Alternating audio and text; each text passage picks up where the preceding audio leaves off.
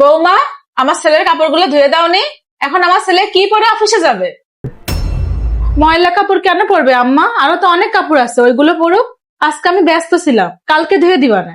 বাবা, তোর বউ না তোর জন্য সময় মতো রান্না করতে পারে, না কাপড়গুলো পরিষ্কার করতে পারে, কোনো দায়িত্বই তো পালন করতে পারে না। আম্মা একটু সময় দাও, ও সবকিছু আস্তে আস্তে শিখে যাবে।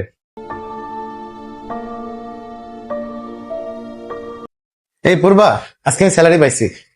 টাকাগুলো আমারে দিস, টাকা পয়সার দায়িত্ব সবাই নিতে পারে না। এইবারে সব কাজের দায়িত্বই শুধু আমার উপর, আর কোনো কিছুর পরে আমার কোনো অধিকার নেই। আম্মা, বউদের ভাগে কেন ঘরের কাজের দায়িত্বগুলোই শুধু পড়ে? এটা তো তার একার কাজ না। যে মেয়েটা নিজের বাড়ি ছেড়ে আসছে তাকে মিনিমাম সম্মানের অধিকারটুকু দেওয়া উচিত। আর একটা কথা মনে রাখবা আম্মা, যে বাড়িতে ঘরের বউয়ের কাছ থেকে শুধু দায়িত্ব পালনের আশা করা হয় কিন্তু তার প্রাপ্য অধিকার তাকে দেওয়া হয় না, সেই সম্পর্কগুলো একসময় বোঝা হয়ে দাঁড়ায়।